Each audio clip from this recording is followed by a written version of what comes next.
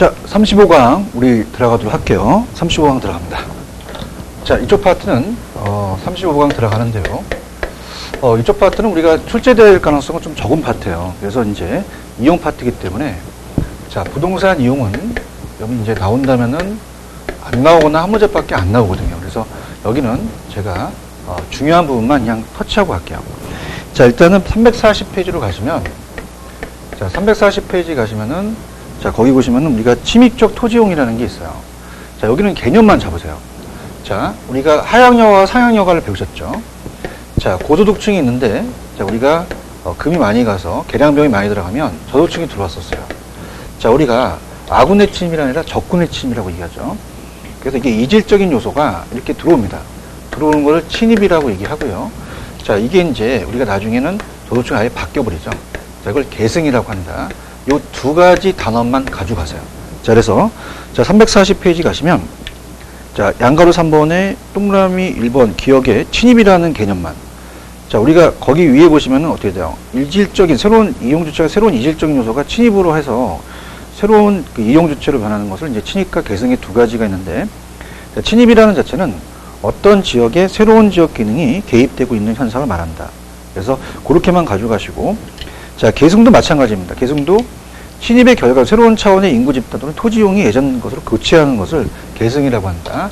자, 요 단어만 가져가세요. 자, 왜냐하면 다시 말씀을 드리지만 요번에 이제 그 3월 달에 감정평가사 시험에 학교론, 제가 강의하는 학교론이 40문제가 나왔거든요. 자, 요즘 출제되는 부분은 정해졌습니다. 그렇기 때문에 여기 나와 있는 내용에 대한 출제되지 않는 부분은 제가 문제집에서 다뤄드릴 거예요. 그래서 나올 수 있는 부분만 기본서에서 하시기 바랍니다. 자, 그 다음에 도시의 토지이용과 집가급여 현상도 마찬가지예요. 도심에서 외곽으로 갈수록 집가가 낮아진다는 현상인데, 자, 이 집가급여 현상도 그냥 개념만 잡아보시면, 집가급여 현상. 자, 구배라는 건 이제 고바이, 일본 말로 이제 기울기, 우리나라는 기울기라고 하는데요. 자, 집가가 안에서 높고요. 우리가 도심에서 높고 외곽에서 낮아지죠. 그죠? 외곽에서. 자, 그래서 우리가 이렇게 집가가 하락하는 것이 집가급여 현상이다. 기울기로 온다면 밑표면의 높이를 본다면 안쪽이 기울기가 크고요. 나갈수록 기울기가 작아지겠죠. 그죠? 자, 그래서 어떻습니까? 안쪽이 우리가 명동은 땅값이 비싸기 때문에 좀만 나가면은 집가가 떨어지기 때문에 집가 하락 구조가 하락되고요. 외곽은 집가 구조가 이제 떨어지는 모습이 좀 낮죠. 그래서 우리가 이 집가 급여 현상도 개념만 도심에서 가장 높고 도심에서 멀어질수록 점점 낮아진다. 그래서 이렇게 낮아지는 현상을 집가 급여 현상이다. 그렇게만 가져가세요. 자, 그러면서 이제 바로 저는 부동산 개발 파트로 가겠습니다. 자, 부동산 개발 파트가 문제 비중이 높아요. 여기를 잡으세요. 자, 3문제에서 4문제가 출제가 됩니다. 그래서 우리가 핵심적인 걸 잡으셔서 우리가 시험에 나올 수 있는 부분만 보겠는데, 자, 일단은 뭐 여기 내용은 이제 별로 이렇게 중요한 게 없습니다. 자, 넘기시면은 요즘 트렌드는, 자, 우리 344페이지로 가시면 여길 잡으세요. 자, 지금 문제를 물어보고 있는 게 주체를 물어봅니다. 그래서 우리가 그 부동산 개발의 주체가 공적, 사적, 제3섹터라는 게 있어요. 자, 그래서 우리가 공적 주체, 공적 부분입니다. 공적 기관이 하는 거고, 그 다음에, 자, 어떻습니까? 사적이라는 자체는, 사적은 사적 주체 중심이거든요. 그래서 우리가 합치는 것을 제3섹터라고 얘기를 합니다. 특히 우리가 시험 문제 뭐가 나왔었냐면, 자, 공적은 이제 우리가 합친 것은 3섹터라고 그래요. 제3섹터라고 얘기하고, 자, 본다면, 자, 처음에는 개발이 대규모이기 때문에 우리가 민간이 하기 어렵죠. 그래서 정부가 하기 때문에 제1섹터를 우리가 공적이라고 하고, 제2섹터를 우리가 사적이라고 한다면 3섹터는 헌업한 거죠. 그래서 이 두 가지를 합친 것이다. 그래서 딱 2번 주체가 됐어요. 그래서 어떻게 나왔냐면 어떻습니까? 자, 민간 부분은 공공은 이제 국가지방자치단체, 공기업, 공사라든지, 자, 사적은 어떻게 돼요? 자, 토지 소유자, 개인, 조합, 기업이죠. 자, 개인, 조합. 우리 또 조합은 공적이다, 아니라 사적이라고 나왔거든요. 합친 거는 제3섹터다. 자, 이렇게 잡아주시면 되고요. 자, 부동산 개발에 대한 유형은 신개발이라는 건 도시 외곽을 배후도시 개발합니다. 근데 지금까지 우리나라는 신개발이 많았죠. 그래서 막 우리가 어떻습니까? 자연을 훼손하면서 막 쓸어버렸는데, 자, 지금 출제 빈도가 높은 거는 재개발 쪽으로 많이 흘러요. 재개발 쪽으로 여러분이 공부를 하셔야 됩니다. 그 재개발에 대해서 우리가 그 347페이지 보시면은 그 박스가 있죠. 보존, 수복, 그 다음에 계량, 철거. 자, 이걸로 정리할게요. 자, 좌측에 나와 있는 건 내용은 우리가 내용이고 요약으로 우리가 보시기 바랍니다. 그래서 재개발에 대한 시행 방법에 따른 분류, 재개발에 대해서 시행 방법에 따른 분류가 4가지가 있어요. 자, 요 4가지가 보수계철로 나눠진다는 것은 가장 소극적에서 적극적으로 나열되는 겁니다. 적극적으로. 자, 그래서 보존 재개발이라는 자체는, 자, 보존이라는 자체는 아직 노후 불량화가 우려가 있을 때, 자, 노후 불량화 아직 안 됐습니다. 신도시는 아직은 우량이에요. 노후 불량화가 될까봐 사전에 예방을 하죠. 그러니까 보존 재개발이라는 키포인트는 사전이라는 단어가 키포인트예요. 그 다음, 자, 우리가 또 책자에 뭐라고 되어 있냐면 예방이라고 되는 또 대학교 교과서가 있기 때문에 사전이 나오면 무조건 보존 재개발 찍고요. 자, 보수 개철 이렇게 4가지가 있어요. 그래서 자, 수복, 그 다음에 계량, 그 다음에 철거라는 게 있죠. 자, 철거가 가장 적극적입니다. 수복과 계량에서부터 철거까지. 철거가 우리가 전면 재개발이거든요. 완전히 제거. 자, 이렇게 보시고, 자, 수복과 계량이라는 것은, 자, 우리가 정비사업에 의해서 우리나라 법에 재개발에 대한 그 재건축과 재개발이라는 게 있거든요. 재건축은 우리가 조금 양호하고 재개발은 열악하거든요. 그래서 수복이라는 자체는 지금 자체의 계량보다는 약간 현재 대부분 시설을 그대로 유지하면서 노후 불량화 요인만 제거합니다. 그래서 요인만 제거. 자, 이렇게 봅니다. 근데 계량이라는 것은 조금 더 적극적이죠. 그래서 기존 시설에 대한 확장 개선 첨가라는 거. 그래서 계량이라는 것은 현재 수준에 크게 미달해요. 이 기존에 대한 시설이. 자, 그래서 계량, 확장, 계량, 첨가 이런 단어가 있으면은 자, 계량 재개발을 찾습니다. 자, 그러면은 자, 여기까지는 부분 재개발이고요. 자, 여기가 전면 재개발이에요. 자, 그러면 우리가 가장 소극적에서 적극적으로 나열하라. 그럼 완전히 제거는 철거거든요. 자, 사전 나왔어. 사전은 전자가 들어갑니다. 그럼 보존이 되겠고, 그 다음에 개선하면 계량. 이렇게 우리가 개자가 있죠. 요인만 제거는 수복이다. 이렇게 해서 보수 개철로 암기를 해주세요. 자, 공용개발이라는 자체, 비공용개발이라는 게 있습니다. 자, 그래서 우리가 넘겨보시면은 공용개발이라는 자체는 나중에 이게 그 택지 공용개발로서 환지 방식과 매수 방식이라는 게 있어요. 그것을 비교해서 제가 해드리도록 하고요. 자, 먼저 이제 여러분이 가시게 되면은 351페이지로 한번 가보세요. 자, 351페이지로 가시면 제가 지금 말씀드리려고 하는 이 351의 개발 방식에 대한 유형입니다. 그래서 토지 취득 방식에 따른 개발 방식. 그래서 우리가 시험 문제 토지 취득 방식에 따른 개발 방식 이렇게 나왔었거든요. 자, 그래서 시험 문제는 환지 방식이 잘 나옵니다. 환지 방식이 토지 구획 정리 사업으로 우리가 공법 시간에 도시 개발 사업으로 배우시는데 환지 방식 위주로 우리가 시험 문제 많이 나와요. 자, 그래서 자, 3가지가 있어요. 단순 개발 방식, 환지 방식, 그 다음에 매수 방식이라는 게 있죠. 그래서 그 매수 방식하고 우리가 그 토지구획 정리사업이 이제 비교 문제로 이제 잘 출제가 되기 때문에 나중에 이제 또 체크를 해드리겠지만, 자, 여기서 일단 가볼게요. 자, 우리가 단순 개발 방식은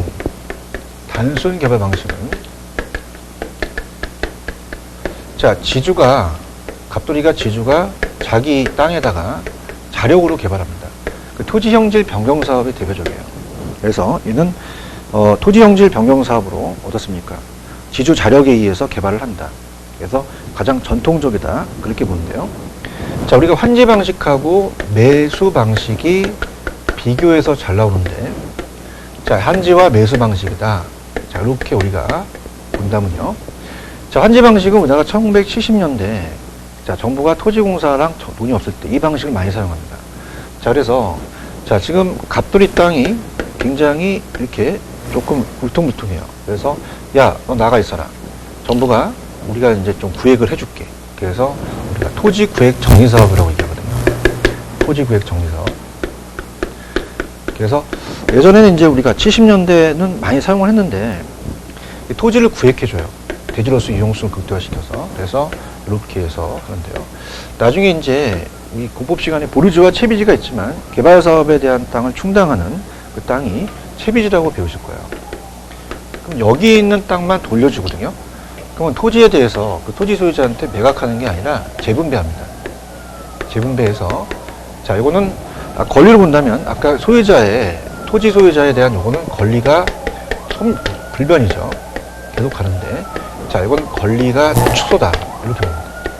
권리가 축소고 자, 매수 방식은 어떻게 돼요? 우리가 그 환지 방식이라는 자체를 내용을 본다면 우리나라 택지개발수법으로 널리 활용되면서 도시개발 사업을 말합니다. 그래서 우리가 그 공법에서는 도시개발 사업을 배우시죠.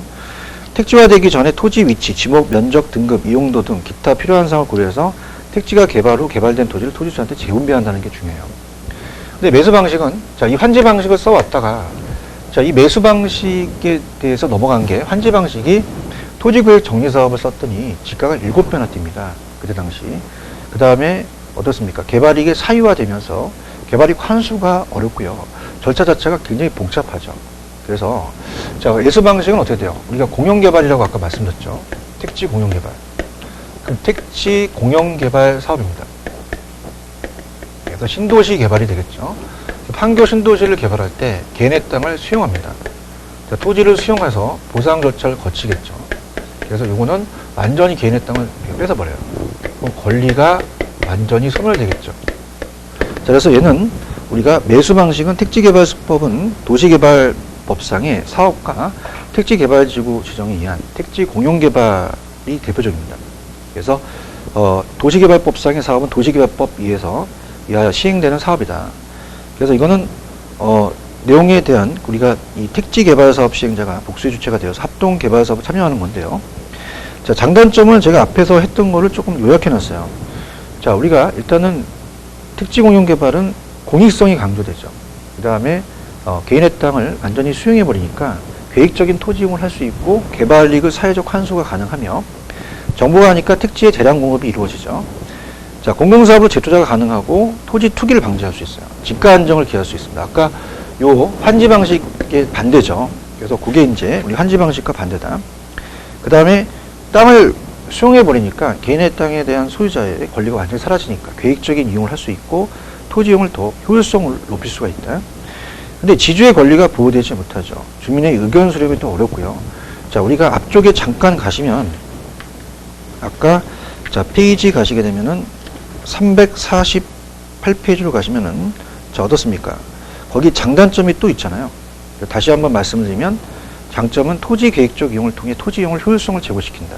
그 다음에 택지의 대량 공급, 개발이익 사회적 환수 가능하며 공공사업으로 재투자가 가능하고 토지 투기를 방지한다는 게 가장 중요하죠. 집가를 안정시킨다. 그래서 1980년대 안산, 목동 신도시서부터 공용개발을 사용하기 시작합니다. 근데 단점은 재산권의 상대적 손실감을 가져와서 토지 소유자의 민원이 발생해요. 자, 그래서 우리가 보통 토지에 대한 수용시 보상평가는 실거래로 하는 게 아니라 공시지가로 하거든요. 자, 그래서 사업비 전액을 사업 시행자가 먼저 투자함으로써 시행자의 자금 부담이 가중된다는 게 수용 방식의 단점입니다. 그 다음에 대규모 사업 시 사업 시행 시 방대한 용지 보상 지출로 인해서 그 지역이 통화량이 팽창이 돼서 그 지역은 땅값이 또 올라가는 현상이 발생할 수 있다. 자, 그렇게 보십니다. 자, 그것만 보시면 돼요. 그래서 택지개발이라는 자체는 그 정도만 보시면 되고 연결시켜서 가시면 되고요. 자, 그 다음에 이제 352페이지로 가시면 자, 어떻습니까? 우리가 그럼 환지하고 매수를 합친 게 혼합 방식이다. 이게 나왔었거든요. 이 두 가지를 합친 게 혼합 방식이다라는 것도 가져가셔야 됩니다. 그래서 밑에 가시면은 자, 혼합 방식. 그래서 이거는 환지하고 매수를 합쳤다. 그래서 맨 밑에 가보세요. 단순 환지 매수가 있죠. 단순은 개발 방식은 토지 소유자가 주체가 되면 권리가 불변이며 토지 형질 변경, 이게 대표적이고요. 환지 방식은 원칙은 이제 주체가 토지 소유자와 재개발 조합이죠. 권리가 축소되며 도시개발 사업, 우리가 토지구획 정리 사업을 이제 도시개발 사업이라고 하고, 자, 매수 방식은 주체가 공공부문입니다. 주체가. 그래서 우리가 이 권리 변화는 권리가 소멸되죠. 그래서 공영개발, 신도시개발, 1단지 주택지 조성 사업, 혼합은 환지하고 매수를 합친 거죠. 이렇게 염두에 보시면 돼요. 자, 그 다음에 이제 부동산 개발의 과정과 위험. 자, 여기서는 자, 오른쪽에 그 직렬형이라는 그 박스가 하나 있어요. 그래서 그거는 딱 한 번 우리가 출제가 한 번 됐었거든요. 그래서 그냥 그 순서만 여러분들이 아시면 돼요. 자, 그래서 어떻게 되냐면 계획 단계, 협의 단계, 그 다음에 계획 인가 단계, 시행 단계, 처분 단계. 그래서 사업 계획을 먼저 하고 이 토지 소유자, 토지에 대한 우리가 어떻습니까? 사업 계획을 끝난 다음에 이 토지에 대한 소유자와 개발업자가 토지에 대해서 협의를 하죠. 매수에 대해서. 그 다음에 우리가 인가. 그래서 어떻습니까? 우리가 허가 관청부터 시행 인가를 받아서 자, 땅 파고 건물 짓고 분양하죠. 그래서 계획의 계, 그 다음에 협의의 협, 그 다음에 계획 인가의 인, 시행의 시, 처분의 처, 계획이 또 두 가지 있으니까 그 계협 인시초로만 가져가세요. 자, 근데 우리 시험 문제는 뭐가 이제 배정이 되냐면 자, 거기 353페이지 가시면 부동산 개발의 단계라는 게 있습니다. 여기가 출제가 돼요. 자, 그래서 자, 부동산 개발의 단계 7단계가 있는데요. 이게 이제 감정평가 이번에 학계론 시험 문제 나왔었습니다. 자, 부동산 개발의 과정, 우리 공인중개사에서도 우리가 순서를 물어봤는데요. 순서 암기하셔야 되고 각각 내용들을 이제 살펴봐야 돼요. 자, 그래서 부동산 개발의 단계입니다. 7단계로 보는데 또는 과정이라고도 하고요. 자, 구상 단계에서부터 가요. 구상. 아이디어를 짜죠. 아이디어 단계. 자, 아이디어를 짠 다음에 우리가 실행 가능성 전 단계입니다. 실행 가능성. 그래서 실행 가능성은 세부적으로 보는데 얘는 타당성이 아니라 예비적 타당성이 되겠죠. 그래서 예비적 타당성이다. 그래서 우리가 구체적이 아니라 계략적으로 봅니다. 계략적. 자, 수익이 비용보다 상회한다면, 수입이 비용보다 상회한다면 빨리 우리가 부지를 구입해야겠죠. 그래서 전실행 가능성이 끝나면 부지 구입으로 갑니다. 부지 구입 단계. 자, 부지 구입 단계를 끝나게 되면 이제 우리가 실행 가능성이죠. 실행 가능성. 실행 가능성은 타당성을 봐요. 세부적으로 봅니다. 그래서 저도 이제 건설회사 다닐 때 개발 파트를 이제 본다면 땅을 구입하기 전에는 빨리빨리 선택을 해야 돼요. 이게 늦어지면 다시 구상 단계로 가고 땅을 선택하고 부지를 구입했으면 이제 세부적으로 가야 됩니다. 실행 가능성은 정밀하게, 세밀하게, 구체적으로 가요. 그래서 우리가 복합 개념이라는 자체, 법경기라는 게 있죠. 법률, 경제, 기술. 뭐니 해도 경제가 제일 최고죠. 경제가 가장 중요하다가 시험제 나오고요. 땅을 샀어요. 땅을 사게 되면 법에 대해서 토지이용 규제라든지 여러 가지 법적인 것들을 살펴보고요. 자, 기술적이라는 건 어떻게 돼요? 우리가 이 땅이 건물에 지탱할 수 있는지, 만약 20층짜리 건물을 샀는데 와르르 무너지면 안 되죠. 자, 이런 걸 봅니다. 자, 그 다음에 이제 건설하기 전에 돈을 빌려서 돈 빌리고 금융, 건설하고 팔아먹거든요. 근데 가장 출제 빈도가 높은 건 마케팅입니다. 자, 마케팅 단계를 우리가 매도하거나 분양하거나 그 다음에 임대할 때 자, 이 매도 특히 나중에 시장 위험을 줄게 되면 우리가 초기 단계 하는 게 중요해요. 초기, 중반과 자, 후기가 있다. 그럼 우리가 중반, 후기도 늦어요. 초기 단계 한다. 이렇게 합니다. 자, 그래서 암기 기법은 이래요. 자, 이렇게 우리가 구상 단계를 아이디어, 전실행 가능성을 예비적 타당성, 그 다음에 실행 가능성을 타당성 나온다는 것도 암기를 하셔야 되고요. 자, 일단 이렇게 잡아드리겠습니다. 자, 구전, 부실, 근검망. 자, 구전 동화라는 거 들으셨죠? 구전 동화는 확실히 기록이 이제 부실하죠. 정확하지가 않습니다. 부실하고 돈 빌리고 건설하고 팔아먹죠. 자, 이렇게 암기를 해보세요. 자, 그래서 우리가 갑니다. 353페이지 가시면은 밑에 2번에 전실행 가능성이라는 게 있죠. 예비적 타당성은 두 번째, 예상되는 수익과 비용이 얼마나 될 것인가. 대략적으로 봅니다. 그 다음에 넘기시면은 타당성은 어떤 게 중요했어요? 법경기 중에서는 우리가 4번에 가시면은 더 세밀하게 봤고요. 그 다음에 법경기를 따졌을 때 국토의 계획 및 이용하는 법률에 의해서 고법상 규제 보고 토양 구조물 같은 게 부지 분석이 기술적이에요. 개발 후 시장이라든지 개발비 예상 수익이 경제적이죠.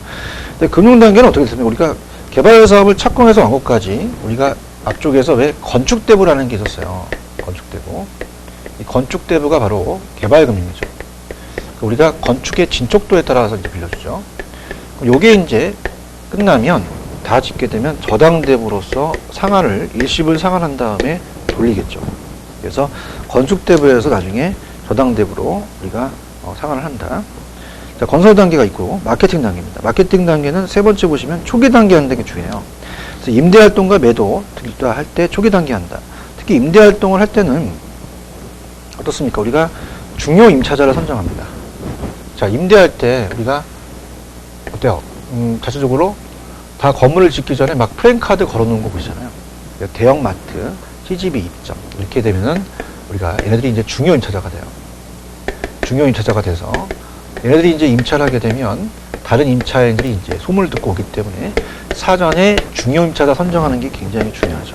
그래서 이렇게 우리가 보시면 되고요. 자, 주거용 같은 경우는 사전에 임차자를 어떻게 얻는 것이 쉽지가 않습니다. 그래서 마케팅에 좀 더 주의를 기울여야 되고. 자, 우리가 시험 문제는 이제 뭐가 이제 또 출제가 됐냐면 여기서 연결시킬 게 자, 우리가 법률적인 그 위험, 개발에 대한 위험을 봅니다.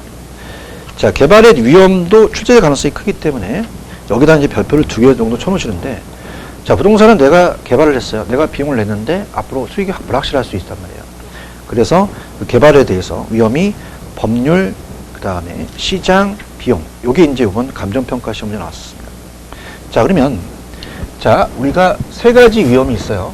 자, 그래서 부동산 개발의 위험을 봅니다. 자, 부동산 개발의 위험, 출제될 가능성이 높습니다. 자, 그럼 우리가 세 가지 위험이 어떤 위험이고, 그 다음에 이 위험들을 어떻게 해야지만 줄여야 되느냐, 이게 나올 수가 있는데요. 자, 첫 번째는 법률적인 위험이에요. 법률적 위험. 그 법률적 위험을 줄여야 되며, 이건 어떤 위험이냐. 자, 우리가 이 공법에서는 지역지구제, 토지이용 규제, 이런 것들을 이제 보고요. 그 다음에 이제 소유권과 관련된 것은 밑에 세 번째는 사법적이죠. 이 두 가지가 바꿔서 나왔었어요. 그러면 우리가 내가 매입해 토지가 개발제한구를 묶이고 투기적으로 묶이면 안 되잖아요. 그래서 자, 이미 이용계획이 확정된 토지를 구입하는 것이 법률적 위험을 줄인다는 거 이렇게 보시고요. 그 다음에 이제 예전에 시험에 나왔던 게 내가 이제 개발을 하다가 그 지역이 군사시설 보호구역으로 지정이 돼서 지연이 됐대요. 이건 우리가 구역이라는 자체는 지역지구 구역이라는 것은 공법상 문제입니다. 그래서 우리가 공법상 문제다. 그 다음에 이제 시장 위험이라는 게 나오죠. 자, 아까 이게 마케팅과 연결이 돼요. 그래서 시장 위험이라는 자체는 시장은 끊임없이 변하기 때문에 위험합니다. 그럼 옛날에 시험 문제 시장 조사를 통해서 시장 위험을 줄일 수 있다고 나왔었거든요. 자, 일단은 우리가 이 시장 조사를 통해서 줄일 수 있으나, 자, 우리가 부동산 개발은 특정 부동산 시장이 변화하는 가격으로 임대되거나 매매될 수 있는 능력이 시장성 연구입니다. 시장성 연구는 어떻습니까? 이 시장 연구를 포함하면서 우리가 시장과 시장성이라는 게 있는데요. 자, 우리가 들어가 보도록 할게요. 자, 시장 연구와 시장성 연구가 있어요. 그래서 나중에 이제 시장 분석과 시장성 분석이라는 게 나오거든요. 자, 시장이라는 것은 그 동일한, 그죠? 지역으로 국한되는 거죠. 다른 지역이 아니라 그 지역만 봤을 때 특정 부동산에 대한 수요와 공급상을 분석합니다.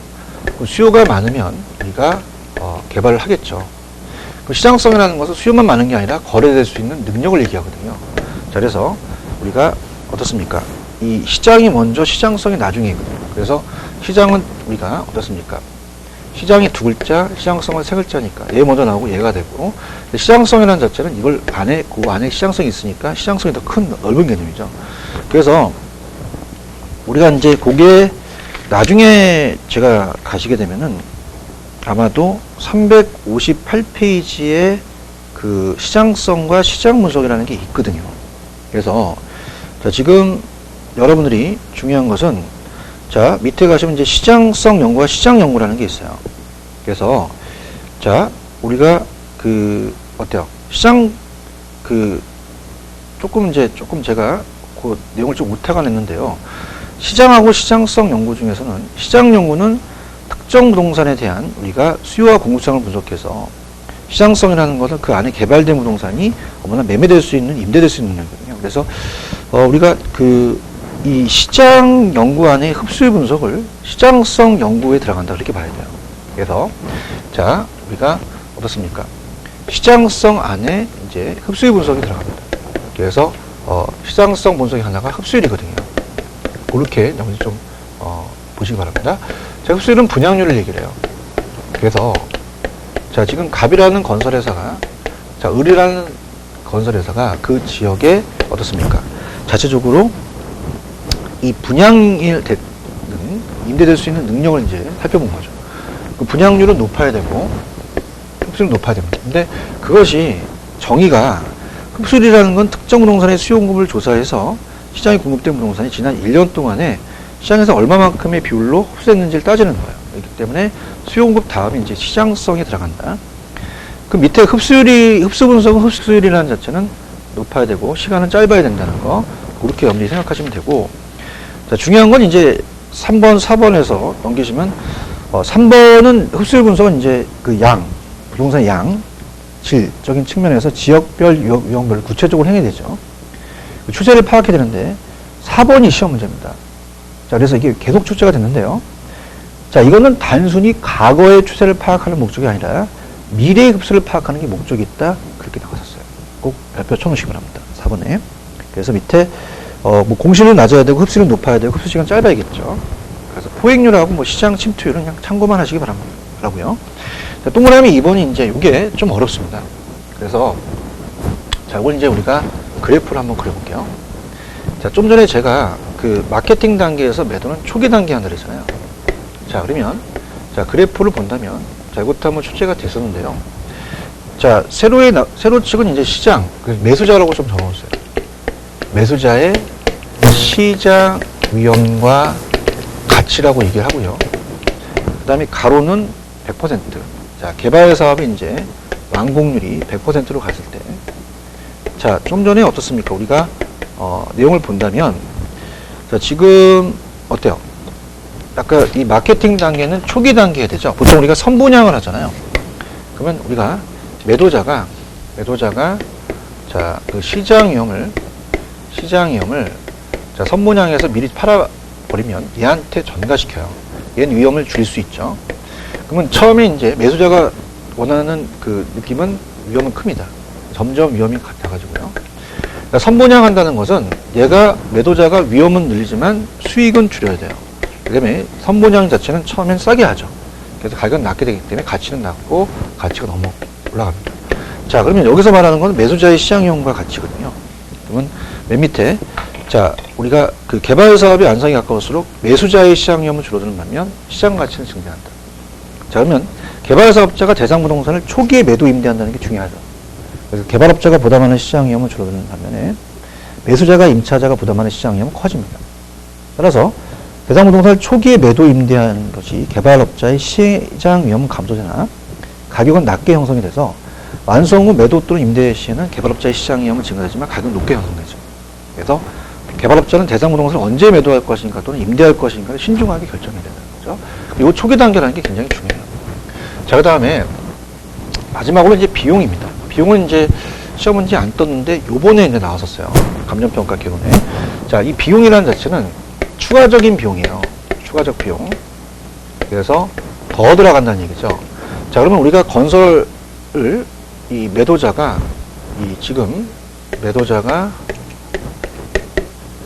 자, 어떻습니까? 외주 준다고 하죠. 건설회사한테 외주를 줘요. 건설업자한테. 그 외주를 줘서 추가적인 비용을 이제 더 달라고 한다는 것은 자, 인플레가 심하거나 개발 기간이 길수록 추가적으로 더 들어가거든요. 그럼 더 추가적인 비용을 들기 때문에 위험하다는 겁니다. 그래서 요번 딱 시험에 나왔던 건 그거만 물어봤어요. 그러니까 어떤 거냐면 두 번째 개발 기간이 길어질수록 인플레가 심할수록 더 많이 증가한다. 그럼 이거를 줄이려면 어떻게 되니? 이건 아직 안 나왔거든요. 그럼 밑에 가시면 최대 가격 보증 가격이라는 게 있어요. 최대 가격 보증 가격. 최대 가격 보증 계약. 자, 이거는 아직 안 나왔는데요. 자, 얘한테 이제 제시를 합니다. 야, 지금 200억이거든. 시장에. 그럼 210억으로 하자. 그럼 내가 추가적인 비용을 부담시키지 않을게. 그죠? 그래서 얘한테는 추가적인 비용을 줄이지만 가격을 낮게 형성이 되지 못하죠. 그래서 우리가 이 추가 비용이 부담을 제거할 수는 있지만 저렴한 가격으로 개발 사업을 완료하는 것이 어렵다는 겁니다. 자, 그렇게 가져가시면 됩니다. 자, 그래서 우리가 개발 파트는 제가 해드린 것만 보세요. 그래서 거의 시험문제 나오고 타당성 분석의 분석지기가 좀 전에 시장과 시장성이라는 게 있었잖아요. 시장성이 더 넓은 개념이죠. 자, 그러면서 이 부동산 개발의 타당성 분석이 중요합니다. 별표를 요것도 2개 정도 쳐놓으시기 바랍니다. 그래서 앞으로 우리가 공부해 나갈 부분이 굉장히 출제 빈도가 높아요. 그래서 개발 파트에 중점적으로 우리가 진도를 나가도록 하겠습니다. 자, 조금만 쉬었다 가시죠.